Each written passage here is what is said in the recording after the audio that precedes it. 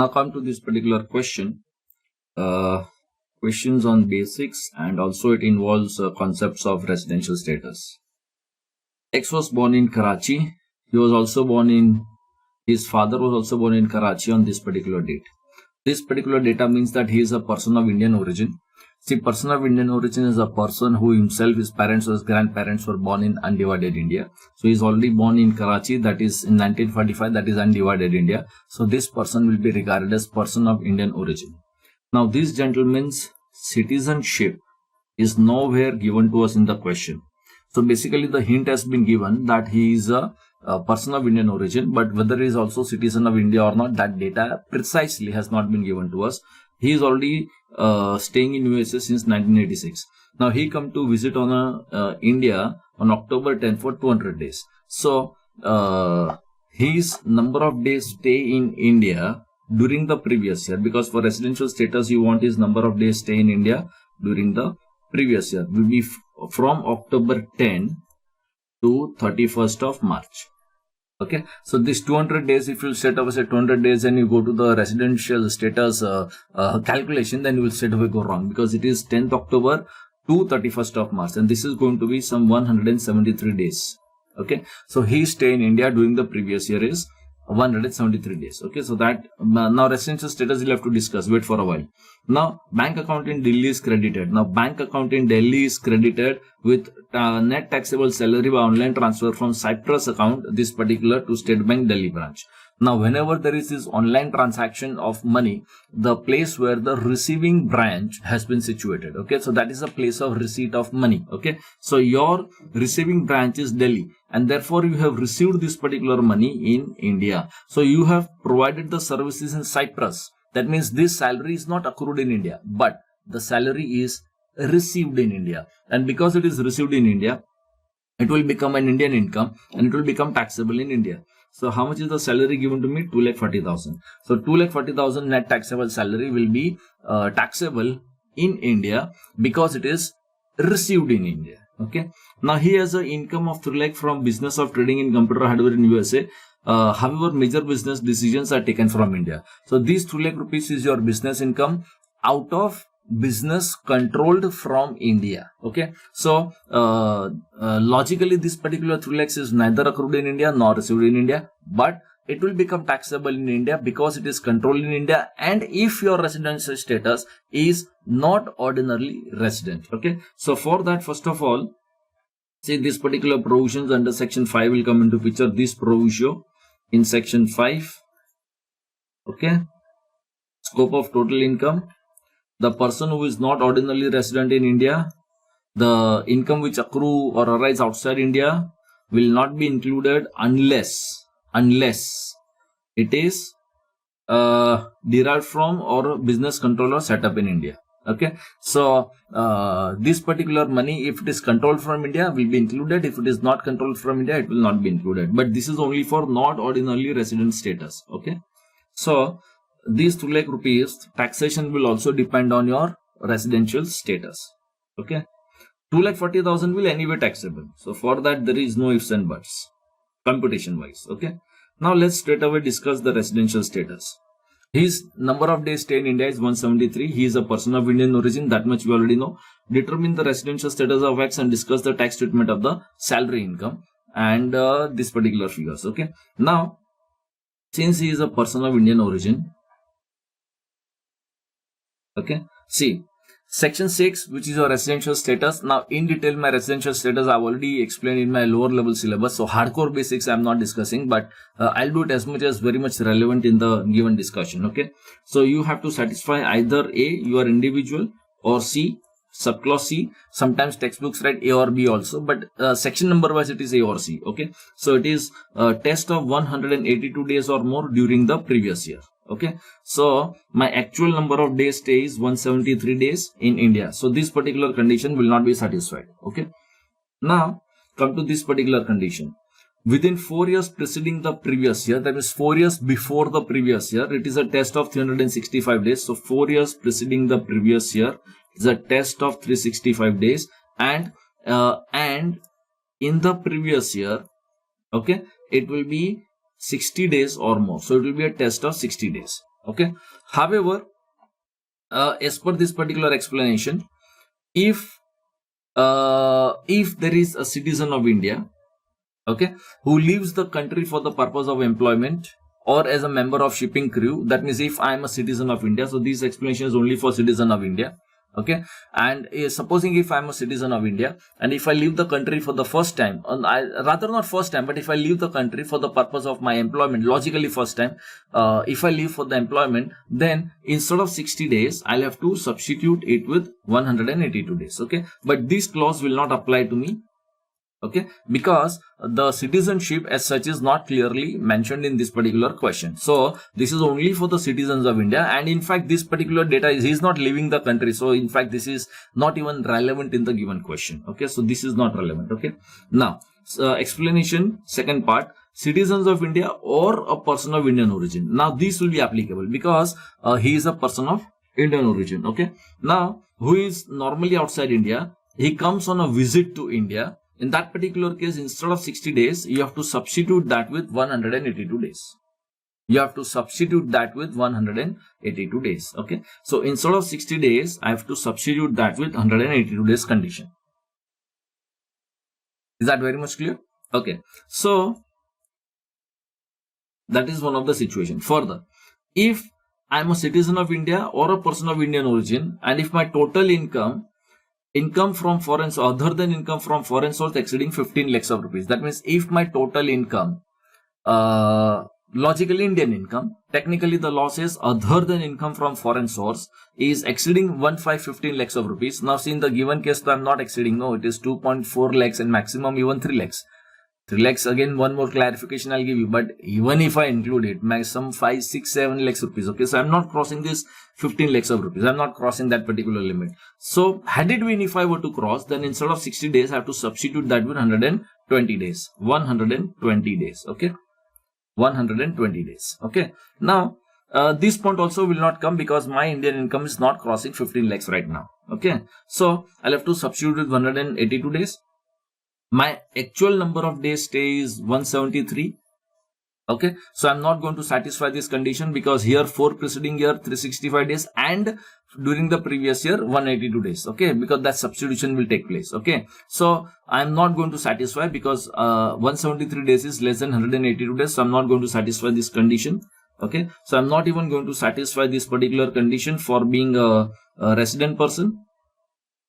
Okay, in that particular case, I will be regarded as a non-resident. I'm not satisfying this. I'm not even satisfying this. Okay. Because for the 60 days, I have to substitute that with 182 days. Okay. So I'm not even satisfying this. And therefore, in the first situation,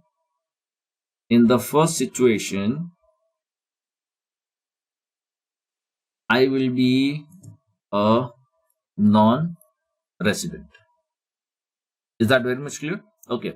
Now, there is or there could be one little bit of a thought, but it is not there as a doubt in my particular mind, because once he is already shown and he is proved to be a non-resident, then there is no need to do any further analysis. See, a normal residential status concept is, okay, resident, non-resident. If you are a non-resident, then the answer is final, no further analysis. If you are resident, then you are ordinarily resident or not ordinarily resident. Okay, this is how we understand. If you are not ordinarily resident, then you require no further analysis. Okay, or put it differently, not ordinarily resident, there are conditions which you should satisfy, and if you does, you are non-ordinarily resident, otherwise you are ordinarily resident. This is how analysis. So here, once you are concluding non-resident, that's the final answer. We don't need to do any further analysis. So moment in the first situation, it is said that he is a non-resident. In the first situation, he is a non-resident. Okay, which means that, see, how much amount of income will be taxable to him. In the first situation, I'm telling you, okay. That's the first part. So 2,40,000 will be taxable because it is anyway Indian income. Now these 3 lakh rupees out of business control from India for non-resident is not taxable in India. Had it been not ordinarily resident, then he would have been taxable. So this 3 lakh rupees will not be taxable in India because it is a foreign income and residential status is non-resident. So net income is going to be 2,40,000. Now, second situation. Will your answer be different if the net taxable salary is 24 lakhs? Now, the moment net taxable salary is 24 lakhs, it is going to exceed 15 lakhs of rupees. In that particular case, that extra point that will come into picture. Now, in the explanation, in case of citizen or a person of Indian origin, total income other than income from foreign source, exceeding 15 lakhs of rupees. Well, logically, it is an Indian income, but it is technically saying total income other than income from foreign source, okay, exceeding 15 lakhs. So mine, it is 24 lakhs, so it is already more than 15 lakhs. Then instead of 60 days, I have to substitute with 120 days. Okay, so instead of 60 days, I have to substitute now with 120 days. Is that clear? Now, in the given question, my actual number of days stayed during the previous year is 173. Okay, which is more than 120 days. Okay, of the previous year. At the same time, 4 years preceding the previous year, 365 days or more test. So 4 years preceding the previous year data is nowhere given to me in the question. Mamma mia. So you will think that in this particular circumstances, the question is not given me a complete set of data. So my God, you are going to pull off your hair. How are you going to proceed? Have you understood that? So 120 days, one of the tests you satisfied of this particular clause C. That you have already satisfied. But for the clause C, you also require 4 years preceding the previous year. This data also you require, but it is not there. But see, there is one clue here. And the clue is in the definition of a not ordinarily resident. There is a clue here. Okay. And in this particular clue, it says that, see this point number C, a citizen of India or a person of Indian origin, a citizen of India or a person of Indian origin, our assess is a person of Indian origin, total income other than income from foreign source, that means logically the Indian income exceeding 15 lakhs of rupees, is a test of 15 lakhs. In our question, that salary is only 24 lakhs. So we are crossing that particular limit. Okay. Then he is in India for a period in all to 120 days or more, but less than 182 days. Okay, so mine is 173 days actual. So it is 120 days or more and less than 182 days. So mine is 173 days. And therefore, I will be regarded as a not ordinarily resident.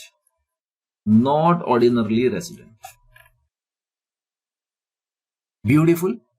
Okay. So now, see, in the given situation, his net taxable salary is exceeding 15 lakhs of rupees and his number of days stay is 173. That means it is 120 days or more during the previous year. He will be a not ordinarily resident. In the second situation. And the moment assessee is a not ordinarily resident, I already told you, this international taxation is full of concepts. Computation damn simple. Full of concepts. Okay. So now he is a not ordinarily resident. So 24 lakhs will of course be 24 lakhs Indian income of course will be taxable. But this 3 lakhs which is our business control from India will also be taxable in India. So your net total income taxable will be 27 lakhs. Now one more thing which I want to bring to your notice. See, everywhere it is no income from foreign source exceeding total income other than income from foreign source. Okay. So what is this income from foreign source? The explanation is provided by the law.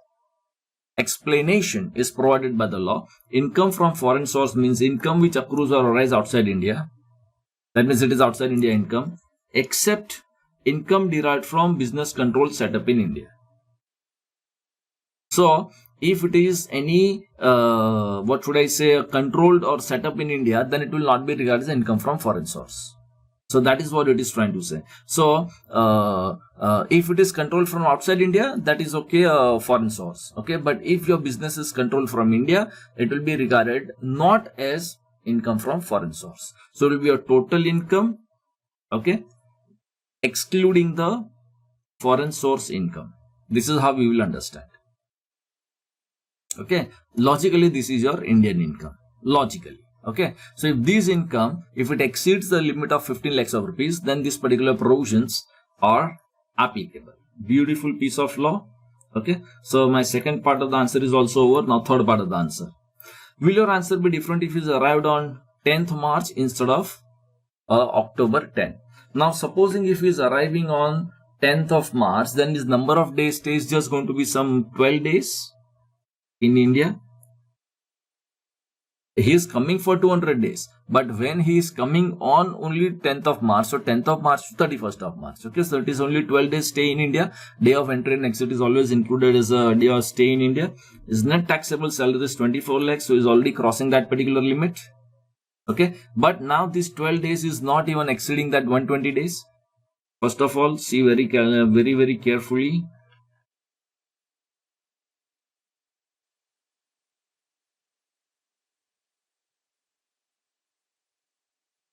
Okay, so citizen or a person of Indian origin, okay, your Indian income exceeding a limit of 15 lakhs, technically total income other than income from foreign source, instead of 60 days, 120 days. So it is 120 days test. Logically it is saying, but now in the given question it is only how much? 12 days. Okay, so even this condition will not satisfy, because 120 days stay should be only 12 days. So this thing will not be satisfied. Okay, so normally you will be regarded as a non-resident. So in this particular situation, you will be regarded as a non-resident.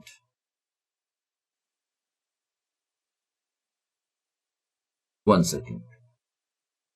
Okay, if your number of days stay is 12 in the given situation, your status will be non-resident. Now, this is based on one basic understanding and basic facts, that the citizenship status as such is not given to me in the question. So, first of all, I have to assume, now I will have to assume whether you are a citizen or not citizen. Okay, now understand. Supposing if he is a citizen of India and he is not taxable in any other country, number of days stay is 12 only. Okay, but he is a citizen of India. Then there is one special provision which is applicable. That also I want to bring to your notice. See, under clause 1A, okay, individual being a citizen of India. Now this provision only for citizen of India. That's the reason I told you that now for that third part of the answer, I need to know citizenship. Otherwise I cannot apply this particular provision. Citizen of India, total income other than income from foreign source, that means logically the Indian income exceeding 15 lakhs of rupees, okay, deemed to be resident. Mamma mia! Deemed to be resident. He will be deemed to be resident if he is not liable to tax in any other country or territory. Here no number of days stay. You are not liable to tax. You are a citizen of India and you are not taxable in any other country. That means you are deemed resident in the country. Very beautiful piece of the law. Number of days test, forget it. At the same point in time, the same gentleman types under subclause 6.6, citizen who is covered by clause 1A, who are deemed to be resident, will be not ordinarily resident. This clause D. So, this person will be said to be not ordinarily resident if you are covered by clause 1A. Okay. And therefore, if he is a citizen of India, now the answer can change. Okay. Now the answer can change. If he is a citizen of India, then as per clause 6.1 capital A, he can be regarded as a not ordinarily resident. So read 6.1A with section 6.6. He will be not ordinarily resident. And if he is not a citizen, then he will be non-resident. Because to a non-citizen, clause 6.1A itself is not applicable.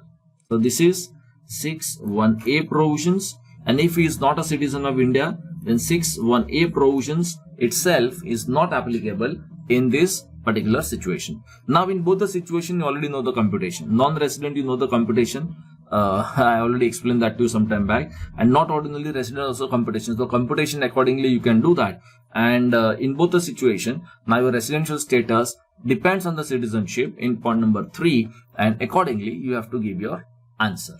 Finish. Now friends, come to this particular question. In this particular question, Mr. X, he is a citizen of USA and his parents and grandparents were not born in undivided India. Okay. So basically he is not a citizen of India, nor he is a person of Indian origin. Okay. So this gentleman is basically a foreign citizen and he is not even a person of Indian origin.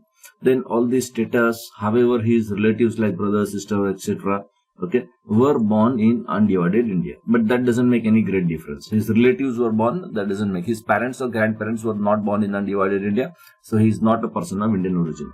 He is in India as follows. Okay, during the previous year, he is in India for 147 days, and 4 years before this total, he is in India for 497 days. Just check that particular total. That is 497 days.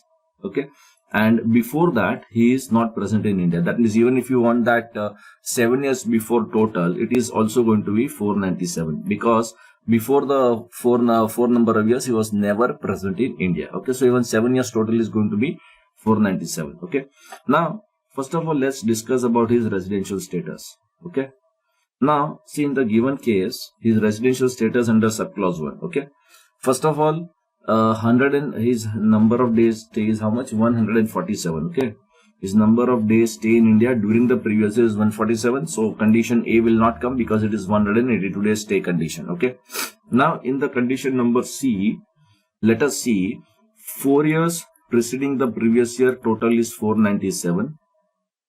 Okay, and during the previous year it is 147. Okay, so during the previous year it is 60 days test, and 4 years preceding is 365 number of days or more test. Okay, however, in the explanation, in certain situations, instead of 60 days, the higher number of days is to be substituted. But this substitution is applicable only if you are a citizen of India. So clause A is citizen of India who is leaving the country for the purpose of employment. But in the given case, he is not a citizen only. So no question of applying these particular provisions. Okay. Now second explanation, citizen of India or a person of Indian origin. Okay, so he is in the question not even a citizen of India, not even a person of Indian origin. So if these people come to India for visit to India, then instead of 60 days, we have to substitute with a higher number of days. Okay, at the same time, for the citizens and for the persons of Indian origin, if the total income, basically Indian income exceeding 15 lakhs of rupees, then also instead of 60 days, we have to substitute that with 120 number of days. But that will also not apply because this gentleman in the question is neither a citizen of India nor is a person of Indian origin. Okay, so that income test and all that also will not be applicable in the given circumstances. So here you have to just go with the plain condition. So during the previous year, it is 147 days.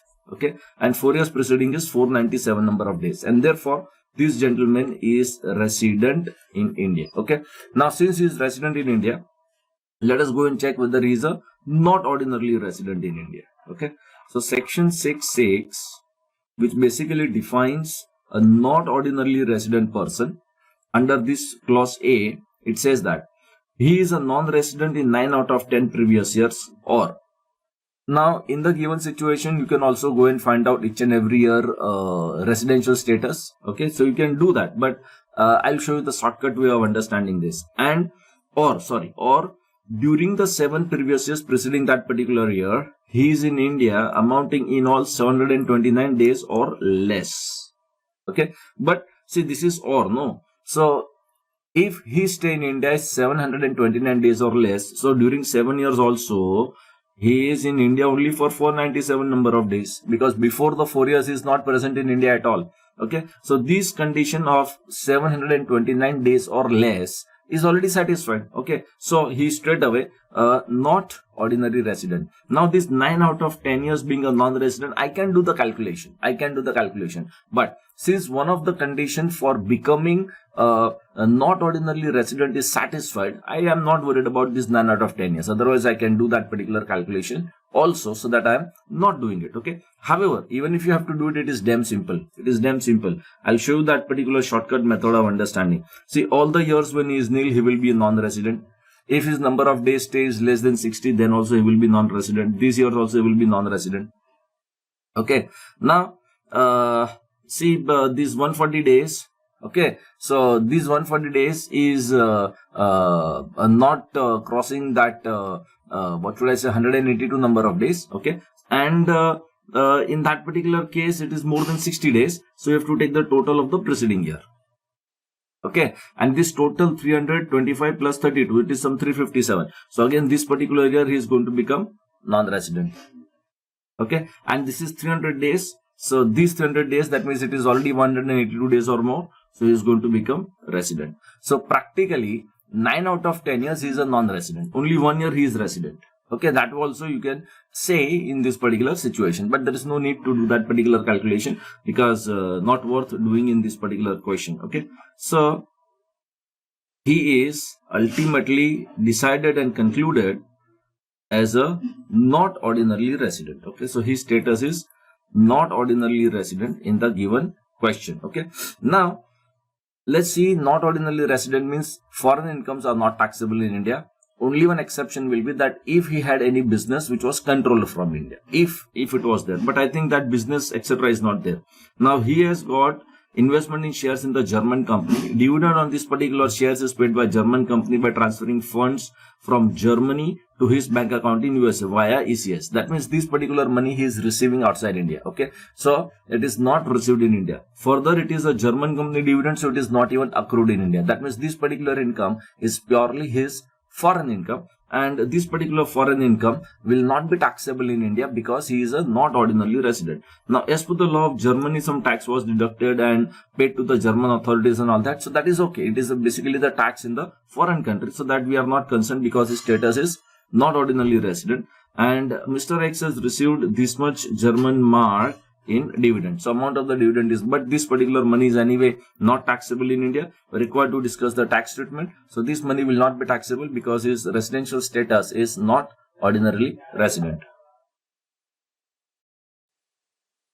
Now come to this particular question.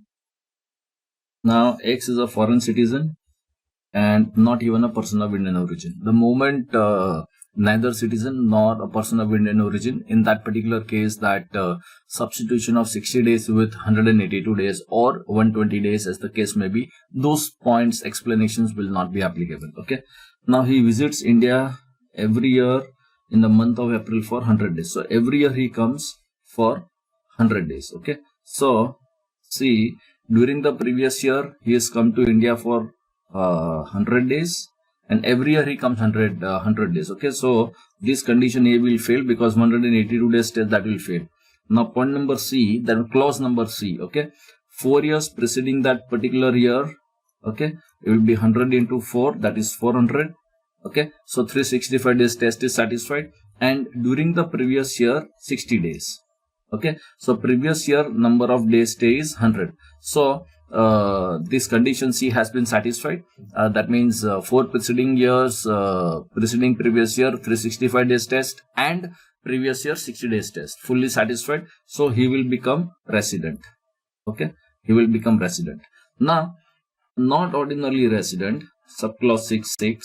Okay, he will be not ordinarily resident if he satisfies this or this condition. Okay, and 7 years preceding the previous year, 729 days or less. Okay, then he will be not ordinarily resident. Now every year he is coming for 100 days. No, so last 7 years, that is preceding 7 years, he must be in India for 700 days. Okay, so in all, that means total 729 days or less. So it is 729 days or less. So this is condition already satisfied. This is or.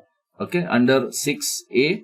So since this condition has been satisfied, he will be not ordinarily resident. Okay, so these all points that you'll have to cover it up in the answer.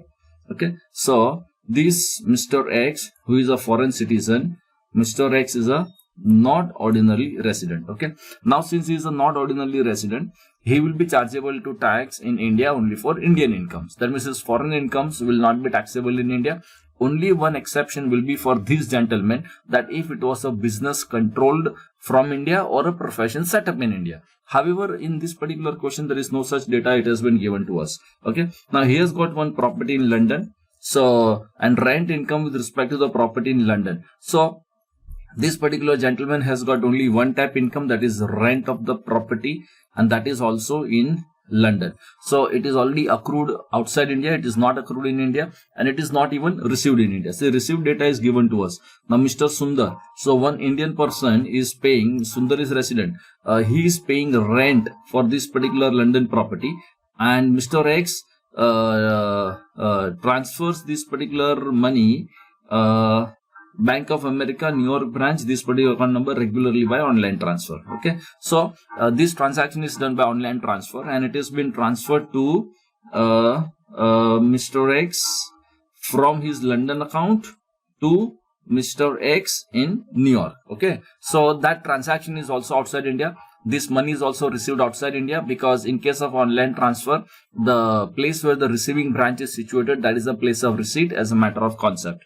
It is also received outside India. So not accrued in India, not received in India. Okay. So this particular rental income is not taxable in India. However, tax is deducted as per the law of London, because that is accrued in that country. So normally, like we have TDS, that country also might have got a TDS provision. Is a possibility, but we don't care, because we have to just go for the Indian examination. So that is something not care, because that's a law of that particular country. So in India, this particular money will not be taxable. Okay. Now, in this particular situation, since it is not taxable in India, there is no need to deduct the tax at source. Okay. So as per Indian law, the tax is not deducted.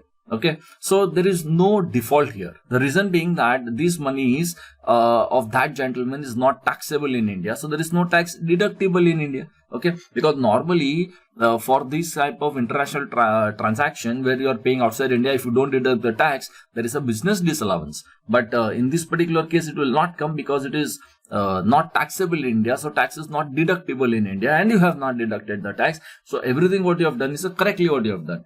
Now Mr. Sundar is traveling frequently to London, and that's the reason he has taken these premises on a London basis, and he claims it as a business expense in computing the income in India. Now this is also one of the point. See, Mr. Sundar is already claiming it as an expense. Okay.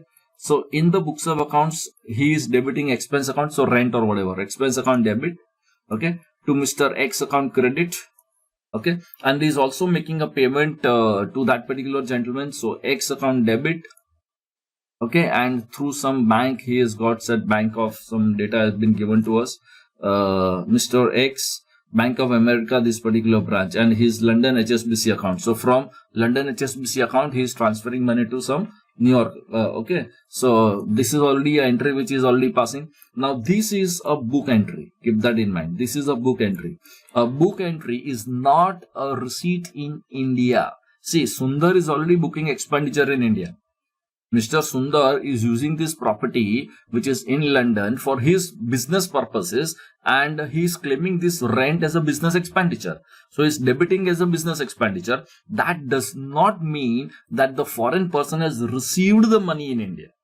I already told you that particular concept. The book entry does not amount to a receipt in India. That is one point. And second point, also remember, it is not linked with this particular provision, but this particular question. But income, if taxed on accrual basis, again on a receipt basis, there is no need to tax. Okay. So both the things that you got to remember it very, very properly.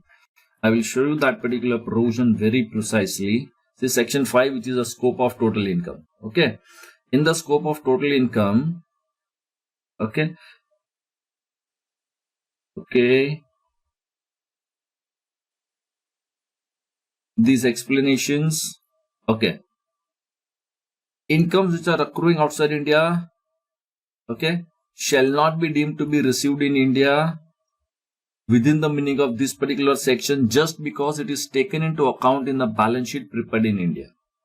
Only because it is taken into account while preparing a balance sheet in India. That means if a book entry is done in India, that does not mean that the money is received in India. I repeat, shall not be deemed to be received in India, just because it is taken into account while preparing balance sheet in India, that means while preparing books of accounts in India, it has been taken into account in India, does not mean that it is received in India. Very, very important explanation. Okay. The second point, see, where it is any income which is taxable on an accrual basis. Actually, it is not linked with the question, but I bring it to your notice. Explanation 2. If it is taxed on an accrual basis, okay, then it shall not again be included on the receipt basis. That means the same money should not be taxed twice. On accrual basis also you tax it, then later on receipt, then on receipt basis also you tax it. Now, the double taxation should be avoided in this particular situation. Okay. So, now come to this particular question. So, it is not even received in India. So, Mr. X, for Mr. X, it is neither accrued in India nor received in India, and therefore this particular rent is not taxable in India. So now let's straight away do the computation. Okay, see, for Mr. X, his net computed income will be nil only, nothing will be taxable in India. Now this gentleman, Mr. Sundar, net business income after the rent expenses 7,65,000. So 7,65,000 is your net income after considering this particular rent expenditure. Now you have not deducted the tax at source.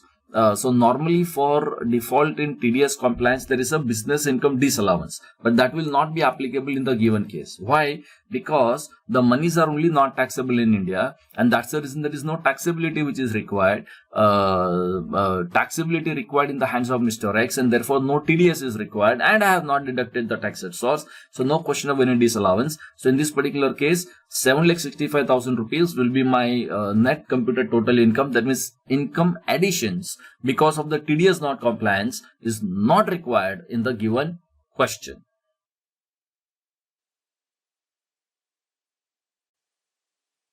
Now come to this particular question. Now see, in this particular case, Goodluck is an Indian company.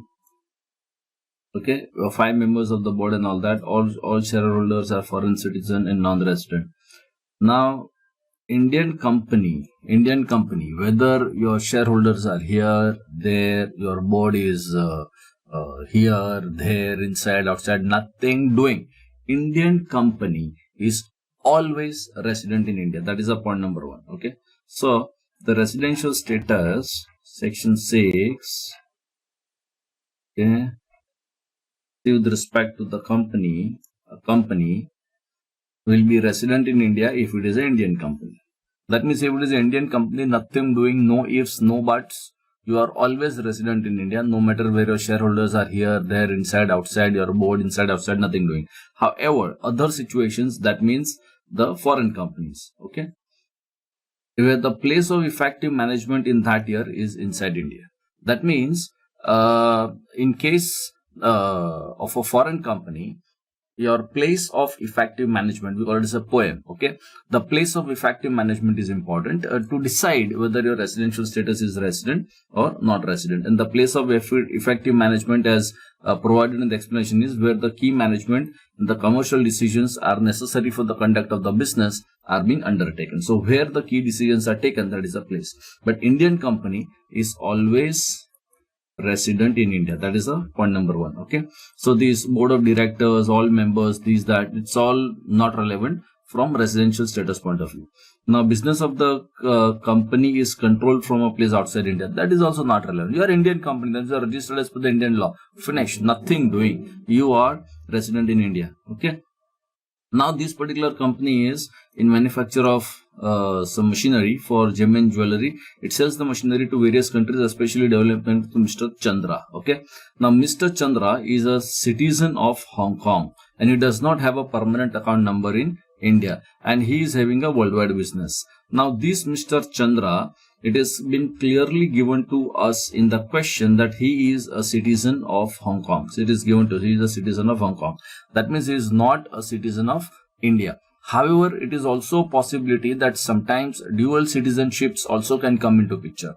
but that dual citizenship as such, as a matter of concept here, is nowhere relevant in this particular situation. So we'll say that he's a citizen of Hong Kong, and citizenship of India is not given to me, so he's not citizen of India. Secondly, it is not even given to me whether he is a person of Indian origin or not. See, looking at the name Chandra, it is possible that we might think that he's a person of Indian origin. That way we may think, okay, but that status of he's a person of Indian origin, that is also not given to us anyway in the question. So we will give the answer that he is neither citizen nor he is a person of Indian origin. Okay, so he is neither citizen nor he is a person of Indian origin. Accordingly, we will give the answer. Okay, that is one of the point. So if you want, you can write a note here that it is assumed that it is like that.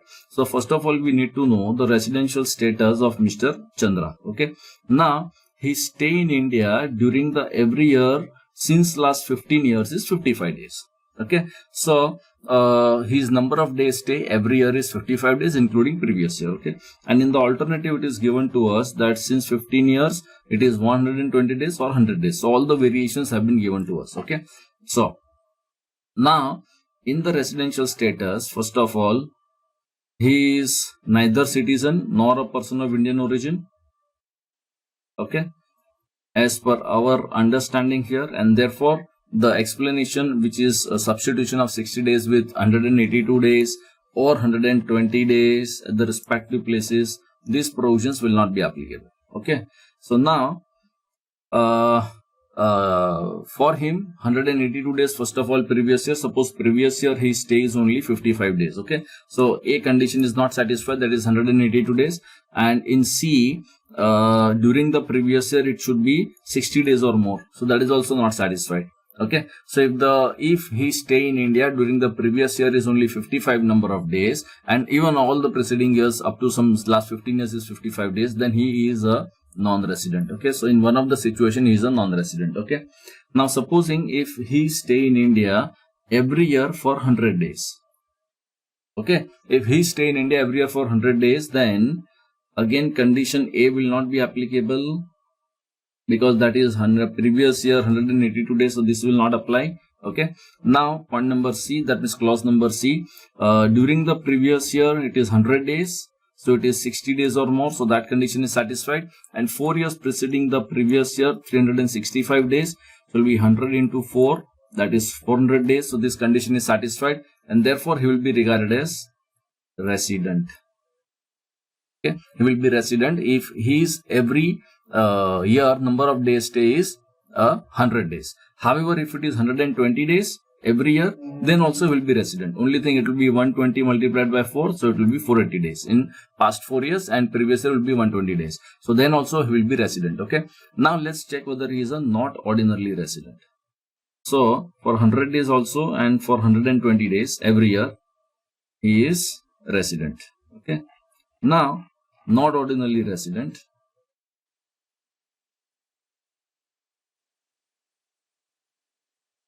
Okay, not ordinarily resident, 1 second. Okay, 9 out of 10 years preceding the previous year. Okay, so 9 out of 10 years preceding the previous year, if that is one of the condition, and 729 days or less. So if it is 100 days every year into 7, okay, so it is only 700 days. So if your number of days stay is 100 days every year, then your past 7 years stay is 729 days or less. So you will become not ordinarily resident. Okay, now supposing if it is 120 days for last 7 years, so you are anyway going to cross this particular limit of 730 days, so this condition will not satisfy. Now we will see 9 out of 10 years. Okay, 9 out of 10 years you should be non-resident. Even that particular condition you will not satisfy, because by 120 days you are going to become resident every year. By the same logic, that previous year will be 120 and 4 years preceding the previous will be 480. So every year you are going to become a resident only. So you are not going to satisfy even this particular condition. That means you will be resident and ordinarily resident. That means not ordinary resident condition you will not satisfy. So you will be resident and ordinarily resident if your number of days stays 120 days every year. Okay, now basically now he has got all the three residential status. Chandra has got all the three residential status: resident, ordinary resident, not ordinary resident, or non-resident. Okay, so that's a analysis of his number of days stay. Now, total exports of this particular company is USD dollar to Boom Boom Limited, registered in USA. Mr. Chandra is paid a selling commission. Now, this is very, very important. He is been paid a selling commission. The amount which is paid is a selling commission. Okay, the moment it is a commission transaction, keep that in mind. The moment it is a commission transaction, okay, one of the very important thing I'm telling you. See, I told you in the introduction that there is a difference between accrued income and deemed to accrue income. Okay, now deemed to accrue means it is covered by section 9. Okay, when I say it is a deemed to accrue or arise in India, it is covered by section 9. Now under section 9, the commission income is not covered. Keep that in mind. That means if the income, the nature of income is a commission income, then there is no concept of deemed to accrue or rise in India under section 9. That means if the transaction is a commission income, you have to apply only the simple concept of accrued income. Okay, and this Chandra, gentleman Chandra, he is rendering his services for the selling commission from Hong Kong. Okay, so that means it is accrued outside India. See, he has never come to India. He has never come to India. Okay, and he has never rendered his services from India. He has got no place of operations in India. He is only doing this particular services only from outside India. Okay, the selling commission is paid for a certain transaction which is done with Boom Boom Limited. So this is not accrued in India. Okay, 2% affecting the sales abroad by transferring this particular fund through bank to bank. When it is transferred from bank to bank, the monies are also not received in India. Okay, so in this particular case, it is received also outside India. That from Mumbai branch, the monies have gone to Wells Fargo, New York. So that particular money is actually received in New York. So it is not received in India.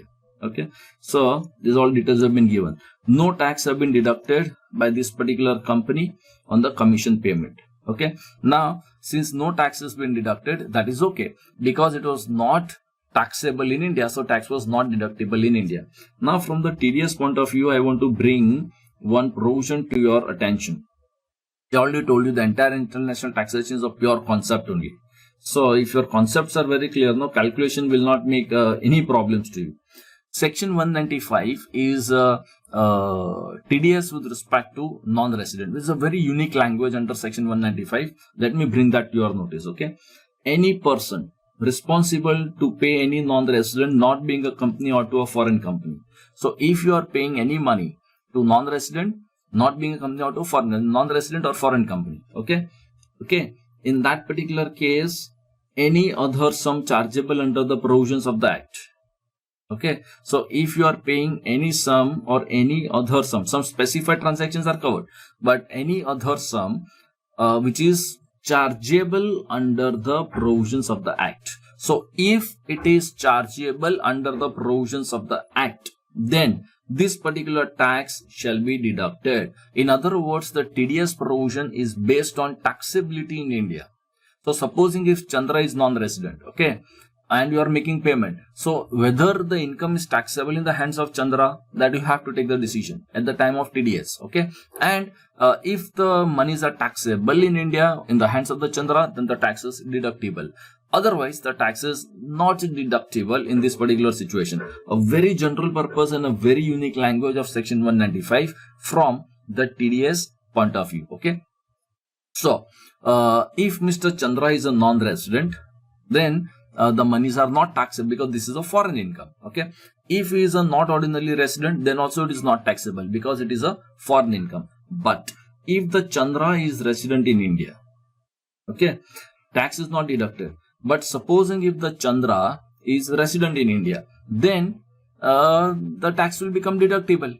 Okay, the reason being that commission payment to the resident person which is taxable in India. Okay, so 195 section will not apply because now it is not payment to non-resident, it is payment to resident. So if the commission is payable and the Chandra is resident, then 194H provisions, that is normal TDS provisions, normal TDS provisions will be applicable in this particular situation. So tax should have been deducted if the Chandra was resident. Okay.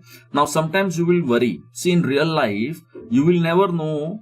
In real life, you will never know whether this particular gentleman Chandra, how many number of days stay he in India.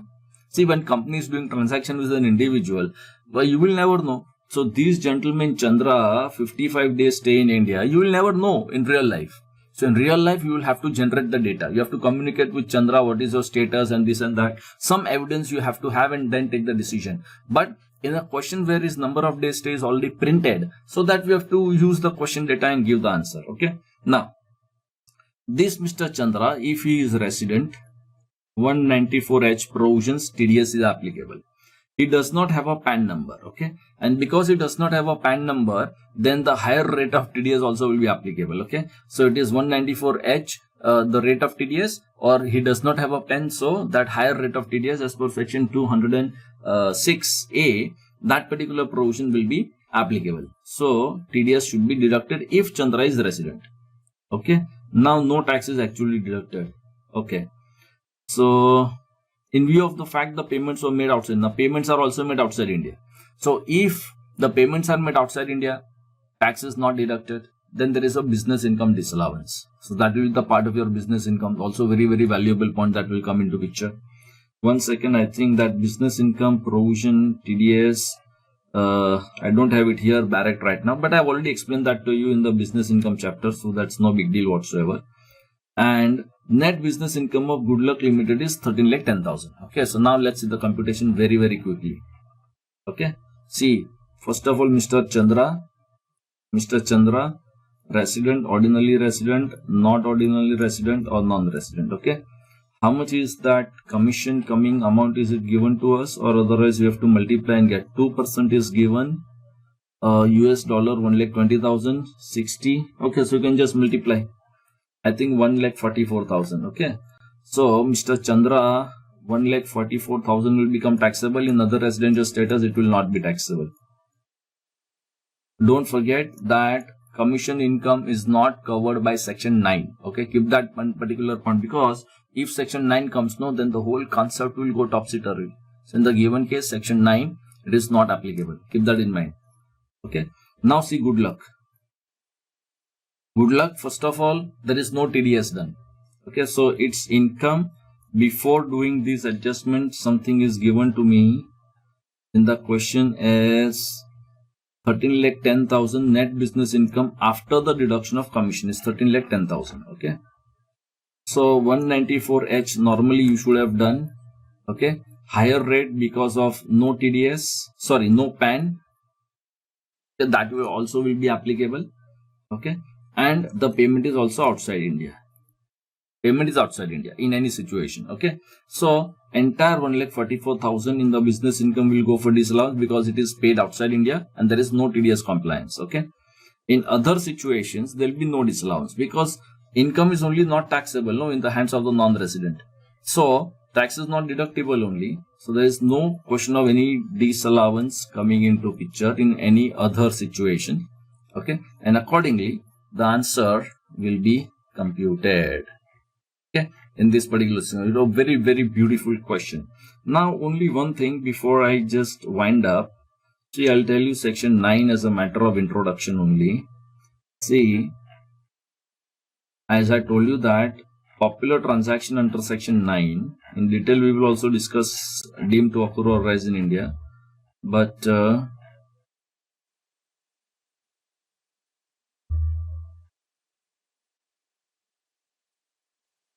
okay, section 9 incomes, following incomes shall be deemed to accrue or arise in India. Okay, here see the specified transactions. I mean, broadly I'm telling you the most popular transactions. Subclause 1 is of course there, but right now I'm not touching that particular point. That is the most lengthiest clause. 1 second. Okay, see, one is royalty income. Subclause 6, interest income. So the concepts is the same. Royalty, interest, and subclause 7 is the technical fees. 1 second.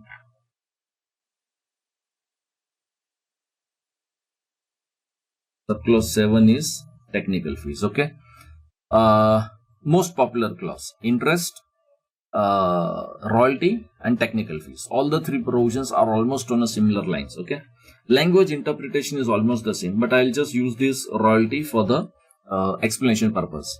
If there is any royalty which is paid by the government, then it will be always deemed to occur, because this section 9 is for deemed to occur or arise in India. Okay. If there is any payment made, a person who is you are receiving the money from resident, that will also be deemed to occur or arise in India. Always deemed to occur or arise in India, except if it was in respect to a business, okay, which was outside India.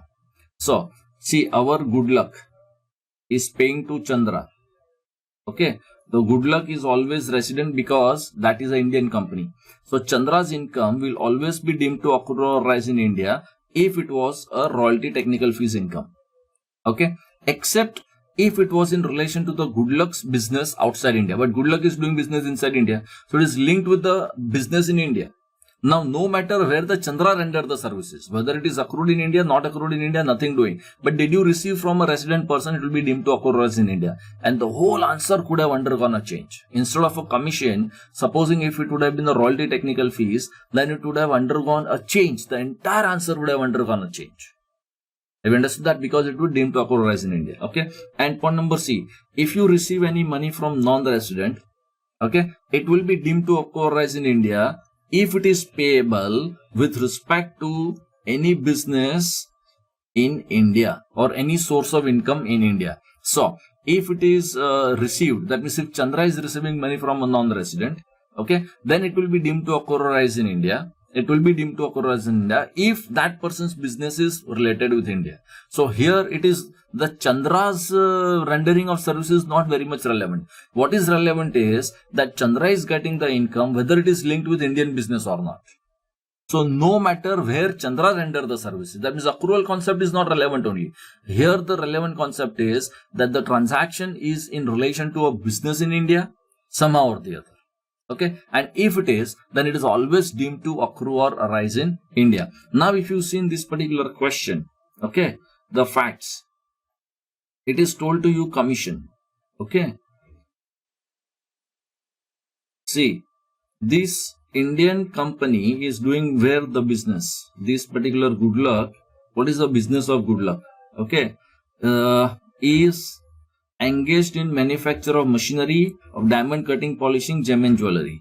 Okay. So good luck's business is inside India. So any payment that you would have received from good luck, if it was covered by section 9, that means if it was royalty technical fees, then this particular money would have become taxable in the hands of Chandra, okay, even if he was a non-resident.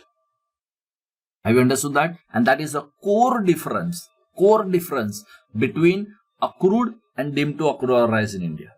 Only the nature of transaction, if covered by section 9, then entire answer would have undergone a change other way round.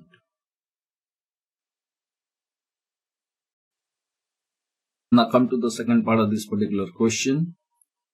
Okay. Now Vaya Limited is a foreign company and operates in India. All decisions regarding affairs, etc. is taken in India and its effective management is situated in India. Now few decisions are taken outside India and there is some turnover data has been given to us. Now see, in the given case, if the company is an Indian company, it is always resident in India, no matter where you control management, nothing doing. But if you are a foreign company, then foreign company, the place of effective management is something which is required to be seen. Okay, it is already given to us that the effective management is situated in India.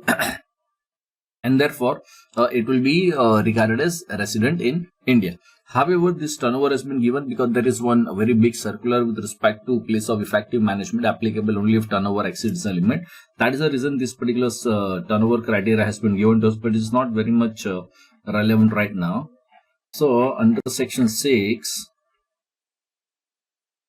with respect to a company, if it is an Indian company, you are always resident. Otherwise, place of effective management in that particular year, this particular place of effective management is a year-wise concept. So, for the previous year, if it is effective management inside India, then it will be a resident in India. So in the given question, it is straight away given to us that it is situated in India, so it is resident in India. Point number 3, Z and Company is a partnership firm. So Z and Company is a partnership firm. So it should be written like that, but that's okay. Z and Company partnership firm, in which partnership firm of Z and A, both of whom are foreign citizen, non-resident. So basically partners, they remain also outside India. Now firm is controlled by B. So control is there in the hands of B, whole-time manager in India. And the B generally consults these people before all major decision making issues. So the control is inside India. Okay, and is a whole-time manager who is inside India. Now see, with respect of HUF, subclause 2, HUF, firm, other AOP, okay, for that the residential status, okay, they will be resident in India. Okay, so by default, all these people are resident in India, except, so by default they are resident in India, except during the year, the control and management is wholly situated outside India. So if the whole of the control was outside India, then it was okay. Then you will get a non-resident. By default, your residential status is resident in India. Okay. And with respect to every other person also, same to same concept.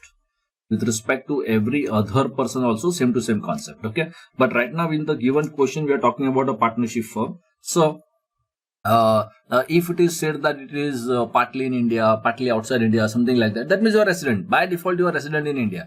Unless you have to prove that the whole of the control of this partnership firm is outside India, by default, you are resident in India. Now, see in this particular question, it is already given to us. The firm is controlled by B, whole time. B generally consults these particular people. Okay. So the control is inside India. So you are resident in India, or you can also say that you are wholly, partly, control from India. So you are, by default, you are resident in India. Like that also you can give the answer. Now see HUF. Now for HUF also very, very valuable point, and there is one very technical point for the determination of the HUF residential status. Okay. Now see, HUF first of all is covered by this particular same to same concept. Okay, of subclause 2, that by default you are resident in India except the whole of the control is outside India. So first of all, we have to see the control management test from the HUF point of view.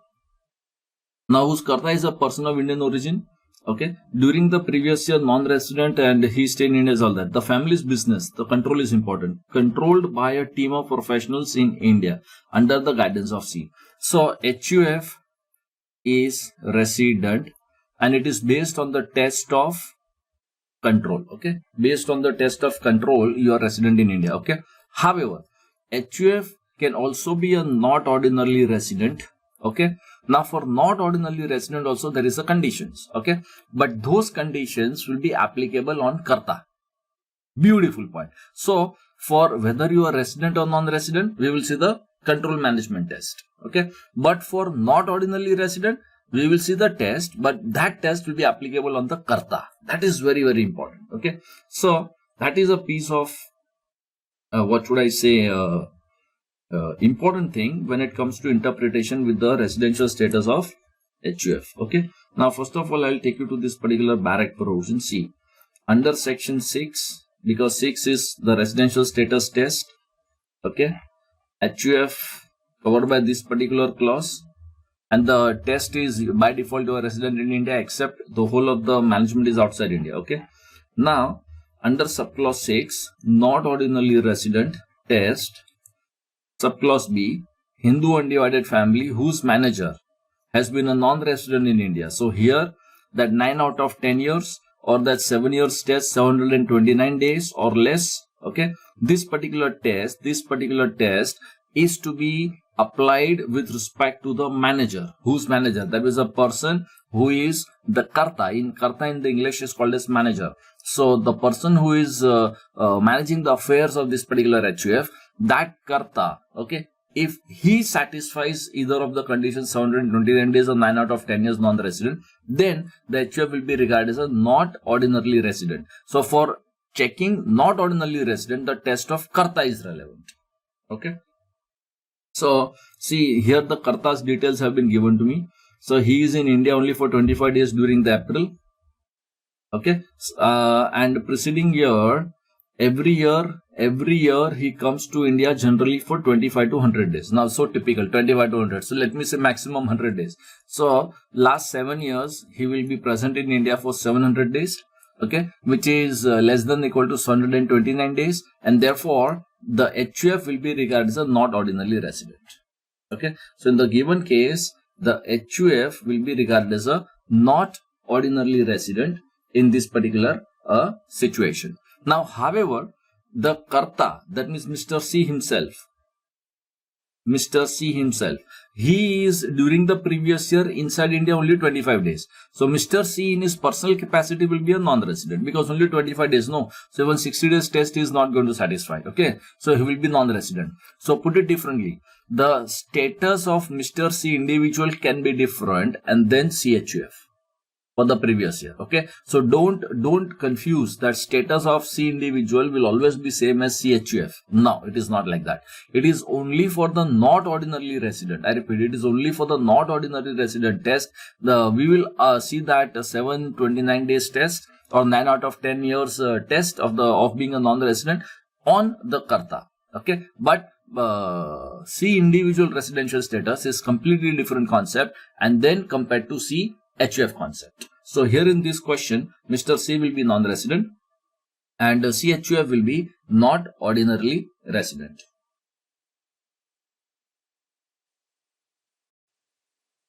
Now friends, come to this particular question. Okay, this is the residential status with respect to the companies.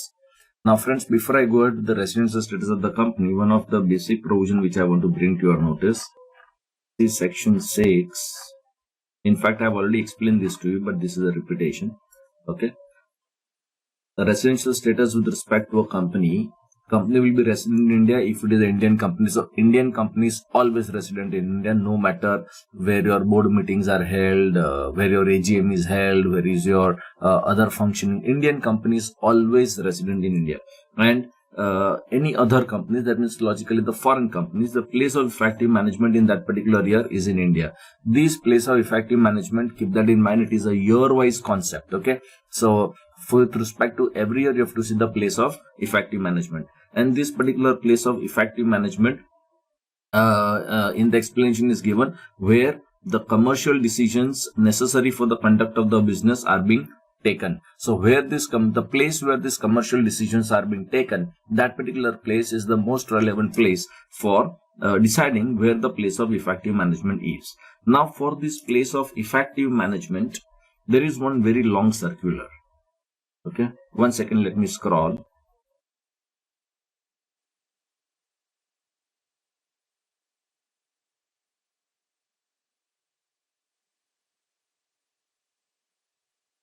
Okay, place of effective management, this is one circular.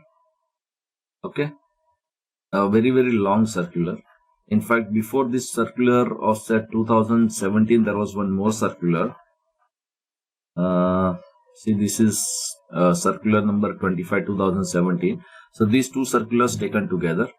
Okay, in this previous circular there was one turnover criteria which was given, that this poem, basically the concepts only if the turnover crosses a limit. That was one clarification. And in this particular circular number 6 of 2017, they have given us basically the test that see, you want to know the place of effective management. Okay, so there are some various tests have been given to you, that if your passive income is not more than 50%, okay, your total assets is less than 50% situated in India. So basically they have told like that, the effective management will be decided based on the criteria which is given in this particular circular. I call it as a passive income test, asset test, okay, then number of employees test, that less than 50% of the employees are situated in India. Okay, a payroll expenditure, that is a salary expenditure, is less than 50% of the total payroll expenditure, okay, in India. So basically these are the tests which has been given to us. So we have to use these particular numbers. So if it is less than, supposing if I tell you that 50% of the total asset, less than 50% is situated in India, that means the place of effective management will be outside India. That means 50% or more is outside India, so the place of effective management will be outside India or something like that. Okay, so you have to keep on taking this particular decision. If any one test is satisfied, I repeat, any one test is satisfied, then the place of effective management will be inside India. Okay, then how to calculate these particular figures like asset, which figures you have to take, WDV, book value and all that. For this, there are various further clarifications in this particular situation, how this value of the asset etc. is to be taken. Okay, then how this payroll expenditure is to be considered, what is that passive income, see passive income. Okay, so all these basic definitions or the basic method in which this passive income will get calculated, asset will get calculated inside India, outside India and all that, the methods have been given to us. Now these methods, we will have to use it to decide whether your place of effective management is inside India or outside India. Okay, now further see, once again I repeat before I go out to do that particular calculations. Okay, now the place of effective management is to be decided, the concept of place of effective management. Okay, where active business stays outside India if the passive income is not more than 50% of total income. So active business will be outside India where 50% of its total asset, less than 50% are situated in India. So if more assets are situated outside India, then active business is outside India, like this. Okay, so where your more assets are situated, accordingly you will have to decide that particular place of effective management. Now come to this particular question. First of all, see, in this particular question it is given to us that the company is incorporated in Colombo, that means it is a foreign company, and shares, 60% of its shares are held by I Private Limited, a domestic company. That means it is held by Indian company and it has a presence in India also, and data relating to that particular foreign company has been given to us. Okay, so fixed asset given, intangible asset given, other assets given. Okay, so India and the Sri Lanka, that means a foreign country. Okay, so that has already been given to us. So just take the total roughly. Okay, see, take the total. How much is inside India? Inside India is 160. Outside India is total is 340. Okay, and the total is 500. Okay, now out of 500 your total asset, how much percentage is inside India?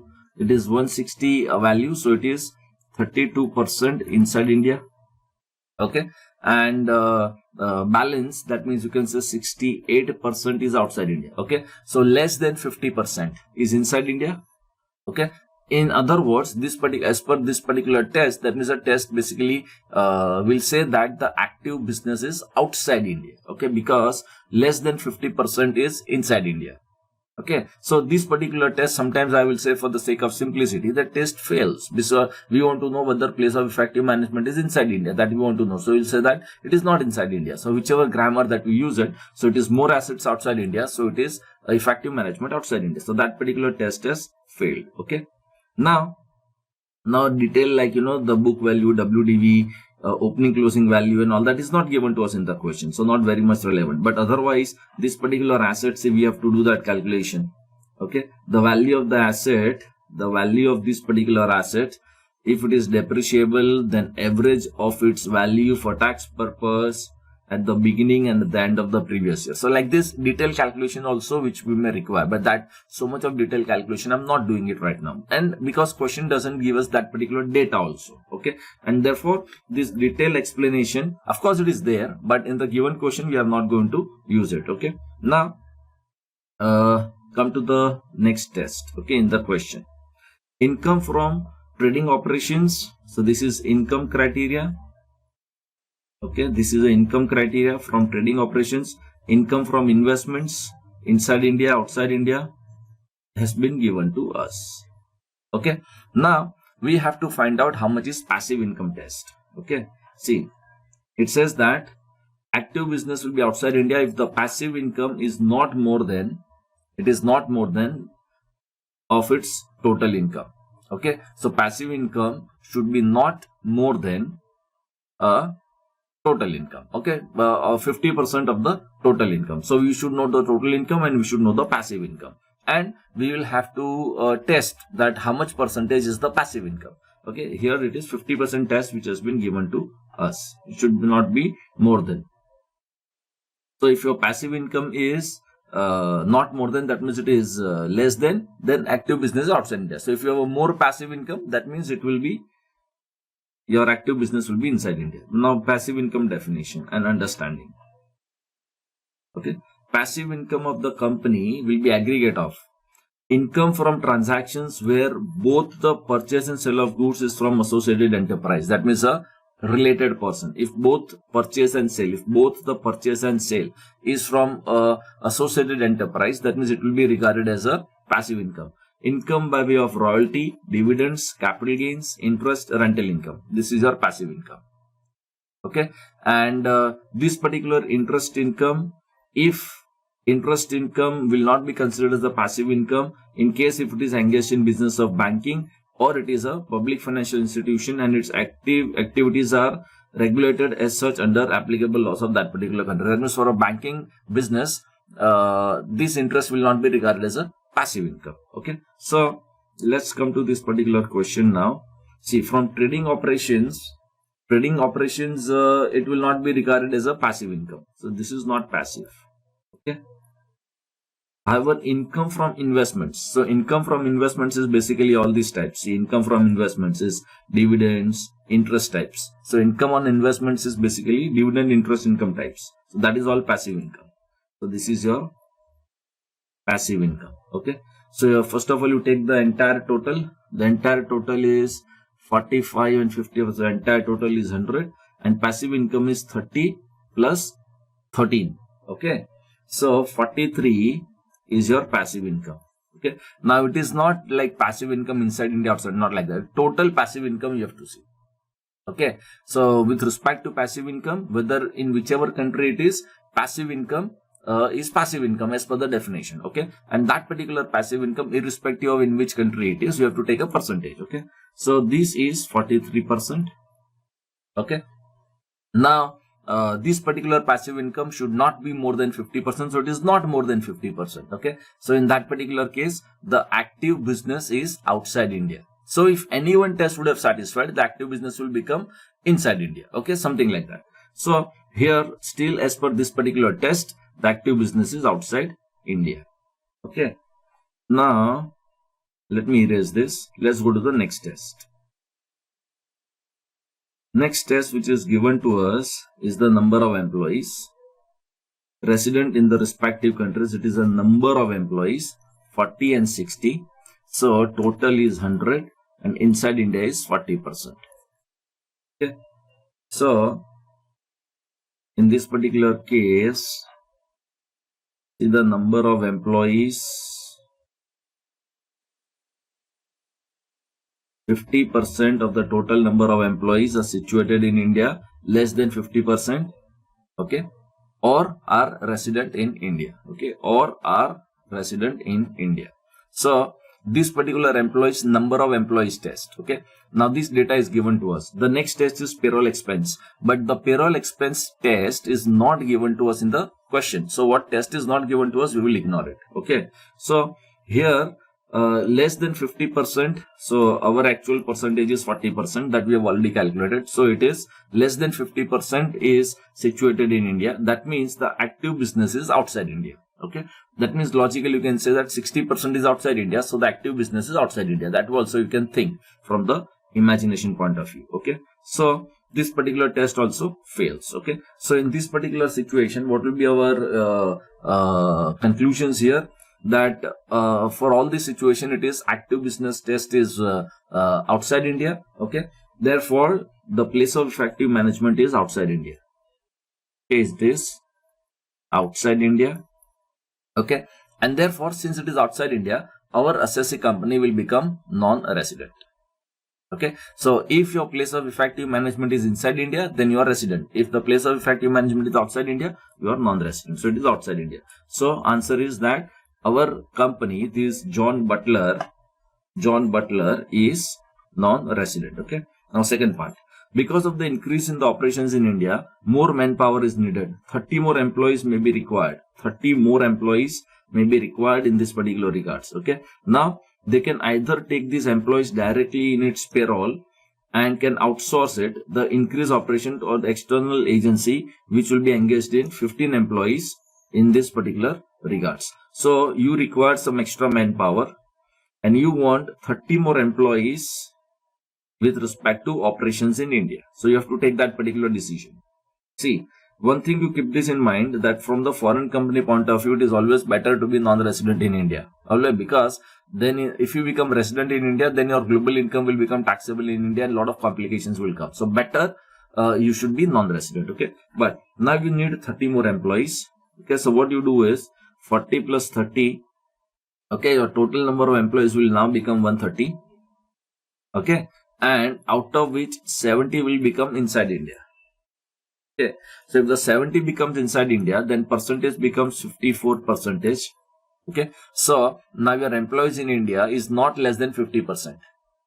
That means it is more than 50%, more than equal to 50%. Okay. So in that particular case, the place of effective management will become inside India. So this decision, you should, refrain that no, I don't want to become resident. However, if I had to do the employment, I will do, looking at the business opportunities. But your place of effective management will not be outside India. So put it differently, it will become inside India. Okay. So if you do that. However, company can also take this particular workforce from an external agency, which will engage 15 employees. But first of all, if you engage an external employees, okay, then even those people will be regarded as part and parcel of people who are working for your organization. Okay. So those people which will be taken on hire from the outside agency will also be part and parcel of the employees here. Now see, for the purpose, the number of employees, okay, average number of employees. Now that average data and all that is not given to us, so we just ignore that, because that data is not there in the question. Okay. Now these are the employees beginning at the end of the year, and shall also include the persons who, though not employed, that means may not be on your payroll directly by the company, but perform the same task similar to what is performed by your employees. So even if outside agency workforce, if they work like your employees, they will be regarded as your employee from the calculation point of view. So these particular 15 people, okay, they will also come in the calculation even if you hire it through the outside agency. But you have to recalculate the percentage. Okay. So now what you will do is, you will take 15 more people. Okay. Your total number of employees will now become 115. India will become 55. Okay. Take the percentage, it comes to 48%. Okay. That means it is less than 50% is inside India. Okay. Since less than 50% is inside India, your active business will be outside India. Okay. So this will be a better option. So rather than taking these 30 employees, the better alternative will be you go for this 15 option, so that the place of effective management is outside India, and therefore you retain your status of being a non-resident in India. Okay, so this answer is already done. Okay, which choice is better? We have already given that particular answer. Okay. Now it is given, if for any test average figures are needed, then ignore that. So I already told you that it is a very detailed circular, so somewhere average and all that comes into picture, but that data is not there in the question, so just forget it.